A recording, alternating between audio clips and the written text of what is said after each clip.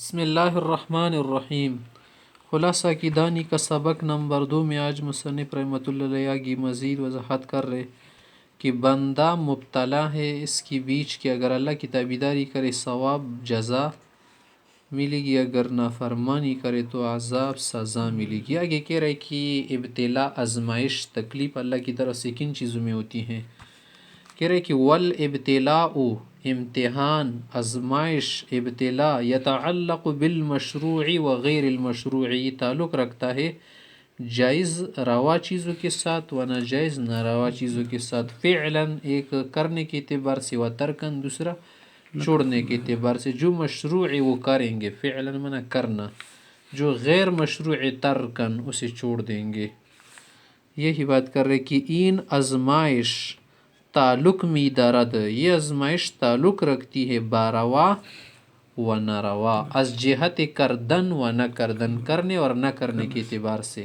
فلا بد من بیان انواع المشروعات و غیر المشروعات، پس ضروری ہوا کہ ہم جائز چیزوں کی قسمیں ناجائز چیزوں کی قسمیں بیان کریں۔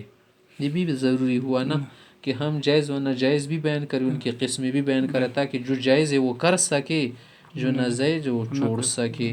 یہ کہہ رہے کہ پس ناچاری است، ضروری ہے از بیان اقسام کے اقسام بیان کرے، روا و ناروا، و بیان معانی ہے، اور ساتھ ساتھ اس کی جو معانی ہے وہ بھی بیان کرے نا، کہ معنی سمجھ آئے تب آدمی بچ جائے گا یا کرے گا جو کام ہے۔ وز بیان معانی آنہا و احکام ہے، اور احکام آنہا، لیسہل علی الطالب درکہا و ضبطہا، تاکہ طالب علم کے لیے مشروع و غیر مشروع ان کے معانی و احکام اور ان کی انواع کا سمجھنا یاد کرنا آسان ہو۔ لیسہل منا تاکہ آسان شود، آسان ہو، علی الطالب طالب علم کے لیے، بر طالب، آنہا یافتن، یافتن آنہا یاد کرنا، جان لینا، پا لینا، درک منا پا لینا، یوشی مندل پا لینا، تاکہ